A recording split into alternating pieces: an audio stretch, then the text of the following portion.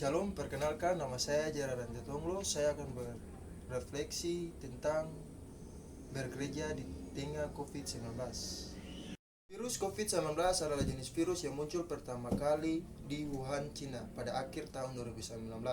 Kemunculannya membawa kepanikan bagi manusia di seluruh bumi karena tingkat penyebarannya yang cepat dan sangat membahayakan nyawa seseorang.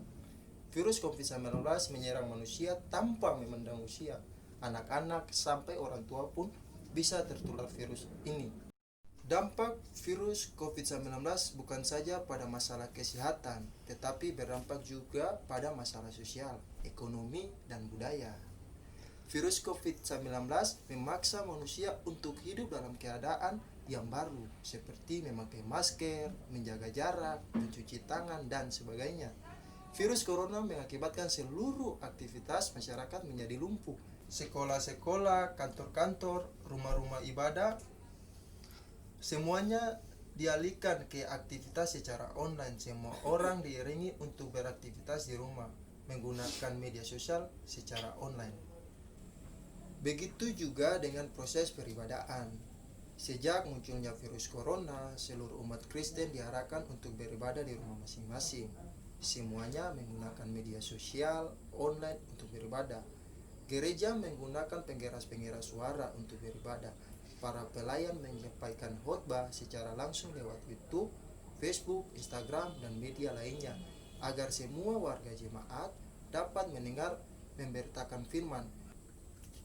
Inilah langkah yang diambil oleh gereja untuk mengantisipasi penyebaran virus corona ini. Lalu timbul pertanyaan bagi kita semua, apakah beribadah di rumah masing-masing adalah suatu permasalahan bagi kita semua? Saudara-saudara, ada satu ungkapan yaitu ubi Christus ibi ecclesia. Di mana ada Kristus, di situ ada gereja. Apa artinya bagi kita?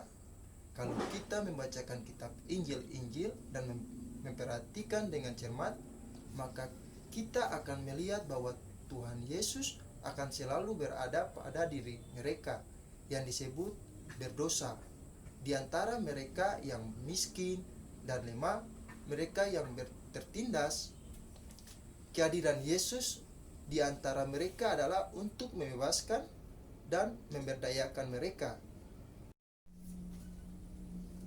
Gereja tidak bisa lain daripada berada di mana Yesus berada. Itu berarti gereja tidak boleh merasa puas dan berhenti pada ibadah ritual saja. Betapapun indah dan khususnya ibadah ritual itu, Tuhan Allah menolak ibadah ritual yang mengabaikan ketidakadilan dan ketidakbenaran dalam masyarakat.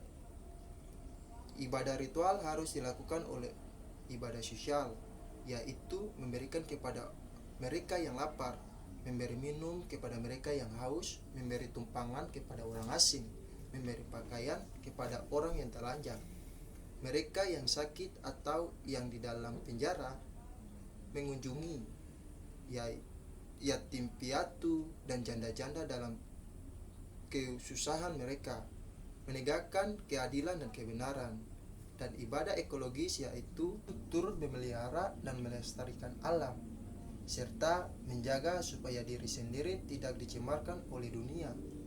Dengan begitu, apabila kita melakukan sesuatu yang mendatangkan kebaikan terhadap semua orang, maka kita sudah bisa melayani Tuhan. Kita menjalankan misi gereja dan kita sudah bergereja terhadap mereka, apalagi berada dalam kondisi pandemi COVID-19 seperti demikian. Perlu diingat kembali lagi Bapak Ibu, bahwa menjalankan misi gereja, bahkan kita bergereja sekalipun, itu tidak memandang situasi dan kondisi di mana kita berada. Kita tidak dibatasi oleh ruang dan waktu, kondisi dan situasi di mana kita berada untuk melakukan kebaikan. Menjalankan misi gereja sebelum terjadinya COVID-19 ini juga kebanyakan realitas mencatat bahwa kepedulian antar sesama manusia masih kurang. Dalam hal ini seperti kepedulian bersama, menolong mereka yang susah, Tapi ketika adanya pandemi COVID-19 ini, banyak sekali terjadi bantuan-bantuan yang diturunkan bukan saja oleh pemerintah, tetapi juga kesadaran akan manusia yang turut sertakan dalam kepedulian kita terhadap sesama. Jika kita melakukan kebaikan, keadilan, dan membuat orang-orang terasa nyaman, kita sudah bergereja.